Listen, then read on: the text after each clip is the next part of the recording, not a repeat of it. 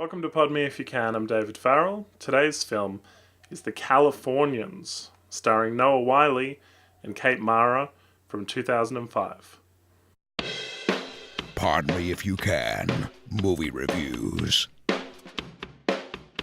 Gavin Ransom, played by Noah Wiley, is a property developer currently building in the Californian hills. Meanwhile, his twin sister Olive, played by Elena Douglas, and a local singer Zoe, played by Kate Mara, are doing everything they can to save the beautiful landscape and oppose the new housing development. Gavin is smitten with Zoe, but they have such polar opposite views. So The Californians is an adaptation of Henry James' novel The Bostonians, and they maintain some of the elements from the book. Gavin Ransom and his sister Olive, in the book they're actually cousins, though they still have the same last name of Ransom. Both of them still fight for the affection of Zoe, and there is a love triangle in this film as well. They maintain the elements of a marriage proposal, and the climax takes place in a music hall. The focus of feminist issues has been changed to the environment. Now, the music of this film is probably the highlight. Zoe, played by Kate Mara, does all the performing. She's credited on IMDb and on the soundtrack. And the film has a great little version of Little Boxes, which I've always enjoyed. The opening title, credit music to Weeds. However, the music is really overused, because in The Californians, there's a song called The Californians, and it plays in both the opening and closing credits, as well as about 18 minutes into the film, so 3 different versions of it you get. One of my really big problems with this movie is the journey and the character arc of Noah Wiley's character. Now, he only stops doing the property developing in this film because the bank makes him stop. You really would have thought that Zoe, the hippie, would have had some influence on him, and as he falls for her, he realizes what he's doing is wrong, blah, blah, blah. And so you get kind of like him reacting to her and therefore changing his ways, but he doesn't change. There's no epiphany because of his relationship with her, and at the end of the movie, despite the fact it doesn't work out for him, he's still imagining his next property developing project, even while she's right there, right in front of him. Now, his sister Olive is played by Elena Douglas, and what's interesting here is that her character starts quite soft, but becomes so mean and cruel that you wonder how she has this like harem of women around her, and why anyone doesn't just say, I don't want to be associated with you, because of just, she's very aggressive and abrasive, and obviously it starts towards her brother. The sibling rivalry here, it's really interesting, but we never really get the backstory as to why they don't see eye to eye, which is frustrating. And the character of Olive is really well off financially, and dedicates herself to protesting and preserving the environment as a job. It's just that I think they meant for her attraction to Zoe to be a twist, and it was quite obvious throughout the film. You'd pick it a mile away. Unfortunately, the part that really frustrated me about this film, and I found myself laughing about it out loud, was the moment that Gavin proposes to Zoe.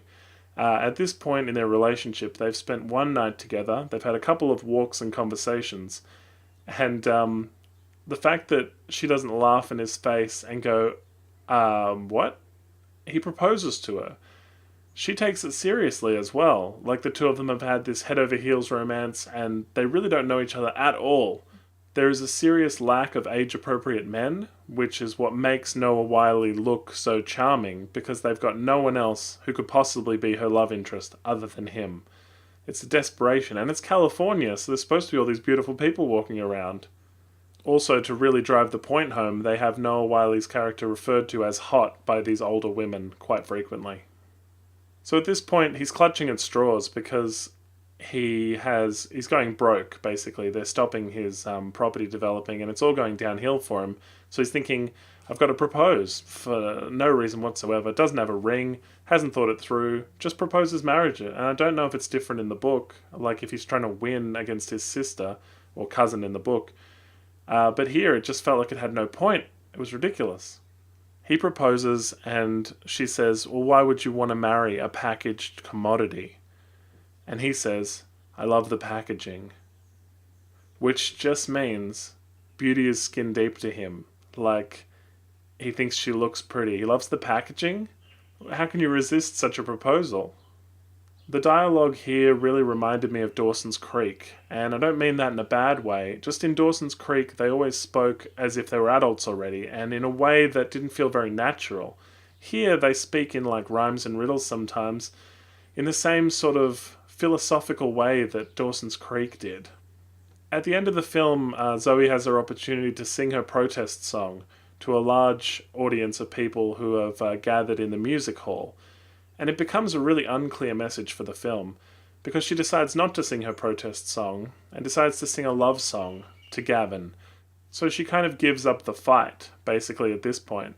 And the love song is really flimsy, and it's all about how she doesn't really have a grand plan. And really frustratingly, the audience is so fickle. She says, I'm going to sing you this song that I've been writing. It's about a property developer. And they're all like, boo. And then she sings it and wins them over. And somebody else starts singing and wins them over. Every time they're like, we hate this. And then when they hear the music, they love it. The film also stars Jane Lynch in a supporting role. What attracted me to the cover of this film, The Californians, is an SNL skit, which was on in the last few years. And it was pretty much about some Californian people who were all vapid. It's a soap opera, and they severely overact and do little but give directions around California. And I found it really funny that this was called The Californians, because it just made me think of that SNL skit. Overall, this is a very muddled and fairly pointless filmmaking exercise that doesn't go very deep into the characters' stories or backstories. And it's got a few catchy songs, but that's about it. Thanks for watching. If you like what you see, please hit the subscribe button. Like us on Facebook and follow us on Twitter. Check out our podcast at www.podmeifyoucan.com.